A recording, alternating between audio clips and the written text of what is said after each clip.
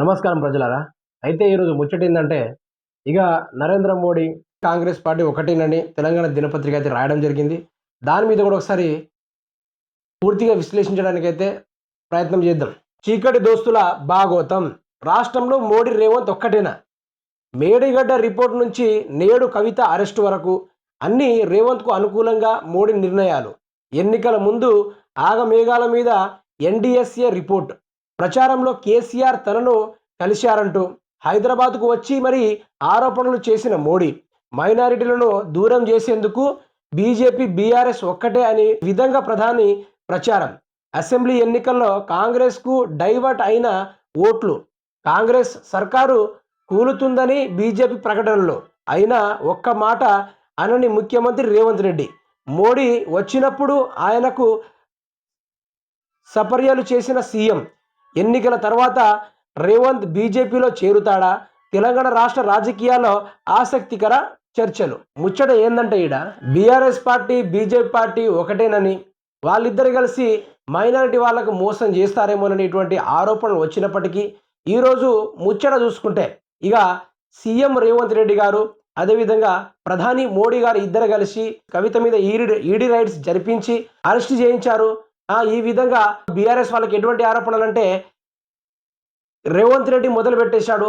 BRS party వాళ్ళందరూ కాంగ్రెస్లోకి వెళ్ళిపోతున్నారు కాబట్టి ఇక బీఆర్ఎస్ పార్టీ అంతు లేకుండా పోయింది అనే ఆరోపణలు రావడానికి అతను మాజీ ఎంపీలను కూడా ఆ పార్టీలో కలుపుకుంటున్నాడు.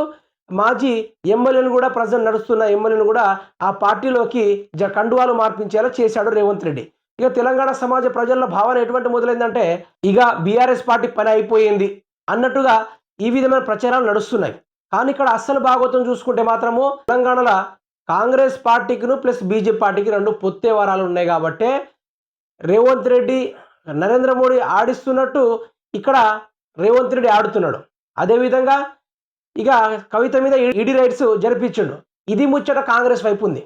మరి బీఆర్ఎస్ పార్టీ ఎటువైపు ఉందంటే, ఇక్కడ చూసుకుంటే బీఆర్ఎస్ పార్టీ భారీ మెజారిటీతో ఎంపీ ఎలక్షన్లో గెలుస్తుంది అనే భావనతోటి నరేంద్ర మోడీ తోటి మీట్ అయ్యి కేసీఆర్ మీట్ అవ్వడంతో తర్వాత ఈసారి ఎంపీ ఎలక్షన్లో మద్దతు మాకు కలిపియండి, మా వైపు మాట్లాడినట్టు మాట్లాడండి, ఈసారి ఎంపీ ఎలక్షన్లో మద్దతు మేము మీకు ఇస్తామని చెప్పినట్టుగా వీళ్ళిద్దరు గుసగుసలాడుకున్నట్టుగా ఇక తెలంగాణ రాష్ట్రంలో రాజకీయాలు ఇటువంటిగా చోటు చేసుకున్నప్పటికీ బీఆర్ఎస్ పార్టీ అంటే ఈడీ రైట్స్ ఎప్పుడు జరపాలి, ఆ కవిత మీద ఆరోపణలు ఏ సంవత్సరంలో వచ్చిందో ఆ రోజే ఆమెను అరెస్ట్ చేయించాలి. కానీ ఇక్కడ ఆ టైంలో అరెస్ట్ చేయించకుండా ఇప్పుడు లోక్సభ ఎన్నికలు దగ్గర పడుతున్న టైంలో ఆమెను అరెస్ట్ చేయించుడు.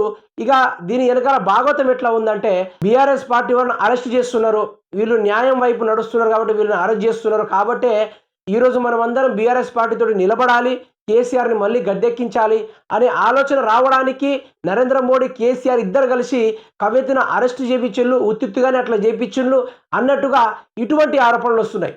ఈ రెండు సైడ్ల ఇటువంటి ఆరోపణలు వస్తున్నప్పటికీ ఇక నిజాలు ఏందనేది అర్థం కాలేని పరిస్థితి తెలంగాణ రాష్ట్ర ప్రజలకు.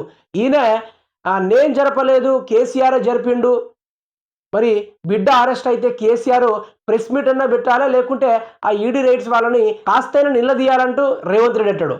ఇటు వచ్చేసి బీఆర్ఎస్ పార్టీ వాళ్ళు లేదు కావాలనే బీఆర్ఎస్ పార్టీను బీజేపీ పార్టీ ఇద్దరు కలిసి కవితను అరెస్ట్ చేపించిళ్ళు. ఈ విధమైన నాటకాలు జరుగుతున్నాయి, దయచేసి లోక్సభ ఎన్నికల్లో మాకి భారీ ఓట్లు వేయాలని ఇరు పక్షాల వారు ఈ విధంగా లొల్లి పెట్టుకుంటున్నారు.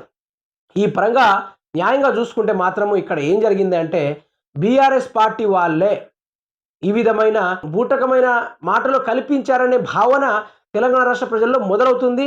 కానీ అది చూద్దాం.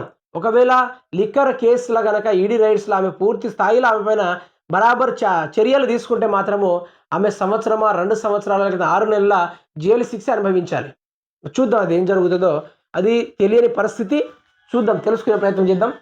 తెలంగాణలో రాజకీయ పరిణామాలు విచిత్రంగా మారుతున్నాయి. వాస్తవంగా తాము బీజేపీకి ప్రత్యామ్నాయమని కాంగ్రెస్ పార్టీ చెప్పుకుంటుంది.